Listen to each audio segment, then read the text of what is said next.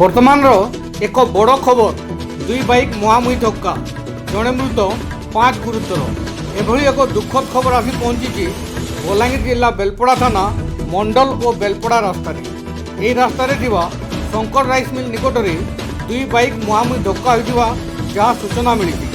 ଘଟଣାସ୍ଥଳରେ ହିଁ ଜଣଙ୍କର ମୃତ୍ୟୁ ହୋଇଥିବା ବେଳେ ଜଣେ ଗୁରୁତରଙ୍କୁ ବଲାଙ୍ଗୀର ଭୀମଭୋଇ ମେଡିକାଲ ନିଆଯାଇଥିବା ଯାହା ସୂଚନା ରହିଛି।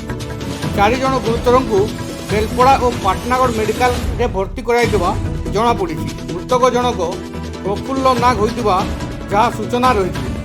ଗୁରୁତର ସମସ୍ତେ ହେଲେ ବେଲପଡ଼ା ଥାନା ସରମୁହାନ ଓ ଦେଓଗାଁର ହୋଇଥିବା ଜଣାପଡ଼ିଛି।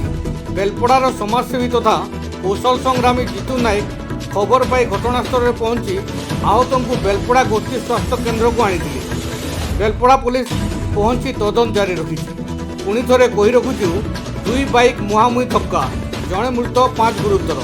ଏଭଳି ଏକ ଦୁଃଖଦ ଖବର ଆସି ପହଞ୍ଚିଛି ବଲାଙ୍ଗୀର ଜିଲ୍ଲା ବେଲପଡ଼ା ଥାନା ମଣ୍ଡଲ ବେଲପଡ଼ା ରାସ୍ତାରେ। ଏହି ରାସ୍ତାରେ ଥିବା ଶଙ୍କର ରାଇସ୍ ମିଲ୍ ନିକଟରେ ଦୁଇ ବାଇକ୍ ମୁହାଁମୁହିଁ ଧକ୍କା ହୋଇଥିବା ଯାହା ସୂଚନା ରହିଛି। ଘଟଣାସ୍ଥଳରେ ହିଁ ଜଣଙ୍କର ମୃତ୍ୟୁ ହୋଇଥିବା ବେଳେ ଜଣେ ଗୁରୁତରଙ୍କୁ ବଲାଙ୍ଗୀର ଭୀମଭୋଇ ମେଡିକାଲ ନିଆଯାଇଥିବା ଯାହା ଖବର ରହିଛି। 4 ଜଣ ଗୁରୁତରଙ୍କୁ ବେଲପଡ଼ା ଓ ପାଟନାଗଡ଼ ମେଡିକାଲରେ ଭର୍ତ୍ତି କରିଥିବା ଯାହା ସୂଚନା ରହିଛି। ମୃତକ ଜଣକ ପ୍ରଫୁଲ୍ଲ ନାଗ ବୋଲି ଯାହା ଜଣାପଡ଼ିଛି। ଗୁରୁତର ସମସ୍ତେ ହେଲେ ବେଲପଡ଼ା ଥାନା ସରମୁହାନ ଓ ଦେଓଗାଁର ହୋଇଥିବା ଜଣାପଡ଼ିଛି। ବେଲପଡ଼ା ପୁଲିସ ପହଞ୍ଚି ତଦନ୍ତ ଜାରି ରଖିଛି। ପାଟନାଗଡ଼ରୁ ମିର୍ଚା ନ୍ୟୁଜ୍ ଟିମ୍ ବ୍ୟୁରୋ।